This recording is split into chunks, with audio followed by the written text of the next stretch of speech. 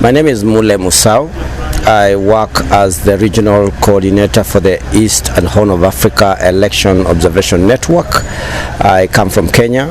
The East and Horn of Africa Election Observation Network covers the eastern part of Africa. So the countries in the East and Horn of Africa are part of this, and the work that we do is basically to bring citizen platforms or citizen observation groups which want to monitor and track the electoral processes together for purposes of working in solidarity and for purposes of supporting and the work around elections. Yes, we understand that South Sudan is commemorating International Democracy Day today. Can you briefly tell us what it means for South Sudanese?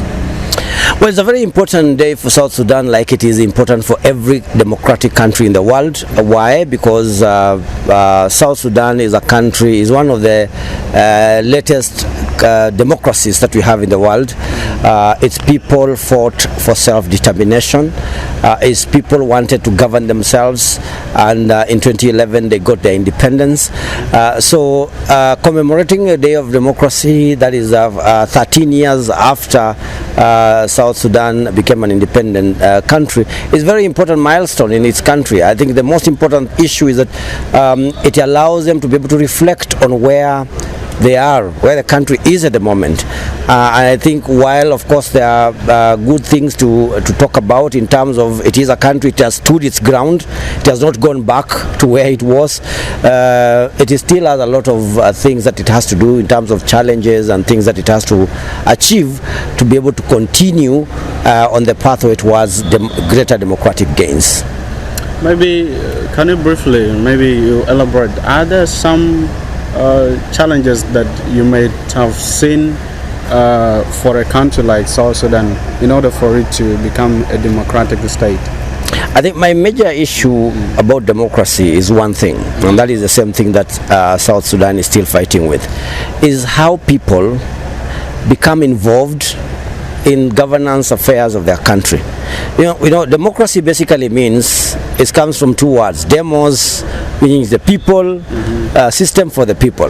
Now, if democracy is meant to ensure that the people are governing themselves, the question of how that practically happens is a challenge that very many countries, including South Sudan, are still facing.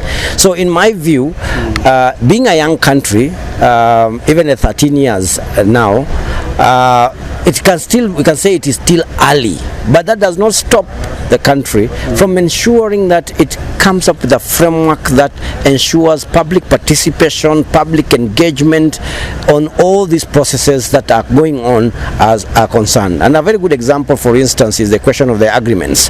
The agreements that put together South Sudan between the different factions.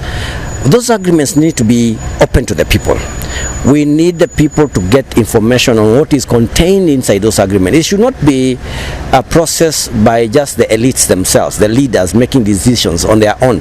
I think from where I sit, the more you involve the people, the more confident people have on the process, the more trust they have on the government and institutions, so that even when you are postponing an election, the people are okay. They are saying, we know what is contained, we know why we are postponing the elections, we know how we'll conduct the next election. So I think my challenge is, can the leaders in South Sudan involve the people more? If they involve the people more, then democracy now will be gaining traction, because the people is what democracy is about. So if you can ensure that people participate in these processes, there's a consultative process, and the people don't have to be people in terms of just one person. There are interest groups, there is civil society, there are religious leaders, there are community leaders. Can they be involved in these processes and in the decision-making processes more? I'm not saying they're not involved, I'm just saying, can we increase the pace so that these people then reflect, so everything which is happening reflect the wishes and the will of those people. Okay, another thing that you would like to add as far as democracy is concerned? I think I'll confine myself to the process moving forward. My process moving forward, in my view, now that we know that the elections have been deferred for the 2 weeks, we need to have a very clear roadmap, and that roadmap must be spelled out again with the people in mind. what is going to be done with all these challenges, constitution, with the issues of the institutions, the money that is required, some of the agreements, issues that must be tackled, how disarmament, there are transitional justice issues even since the last civil strife that we have in the country. How do we deal with all those things? Can we have very clear milestones so that in the 2 years we say the first 3 months we'll do this, 6 months we'll do this, by 1 year this is what we'll have done? If that happens and the milestones are very clear, then the people will start saying we now can see how we are moving towards that election. But without that information, then it looks, we are not going to be sure whether we get to December 2026 and then we have another deferment. So I think for me, moving forward, can we have predictable processes, transparent processes, and people driven and people included processes? Then we'll be sure that we are heading towards elections that can be acceptable to the people of South Sudan.